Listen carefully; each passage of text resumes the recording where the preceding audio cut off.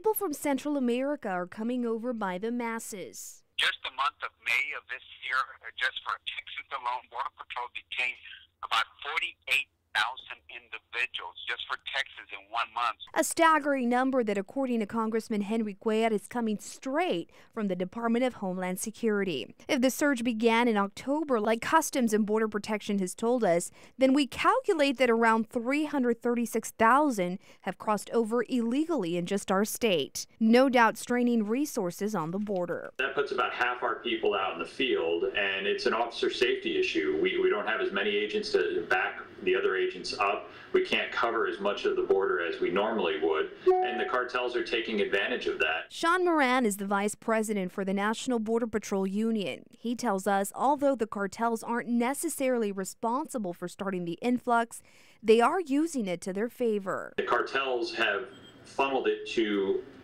make sure that these people are being arrested by Border Patrol, because they could easily go to a port of entry and have the same result. They could surrender there and they would be released eventually under the current policy. But the cartels are making sure that Border Patrol agents are the ones that they're surrendering to. This problem, he says, gives these organized criminal groups the perfect opportunity to strike. They're able to get their drugs, their special interest aliens across, weapons, what have you. He speculates the distraction of mass surrenders isn't helping bust the truly dangerous criminals. So we checked. We requested the number of cash, weapons, and drug seizures from the United States Border Patrol. Both marijuana and cocaine busts are down compared to their last fiscal year. In 2013, close to 600,000 pounds of marijuana were confiscated, but this year that number went down 20%. The same occurred for cocaine busts that declined about 10%.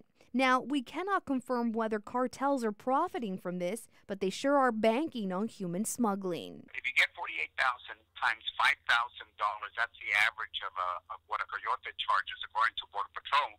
That's $240 million that they made on those 48,000 people. A colossal business these criminals obviously want to protect, leaving agents wondering how far they're willing to go to ensure the delivery of their product. The cartels have shown a propensity to use violence, and if they know that there's fewer agents out there, it makes them more prone to attacking Border Patrol agents, and that's one of our biggest concerns right now. A recent directive from Washington could make it harder for agents to guard themselves.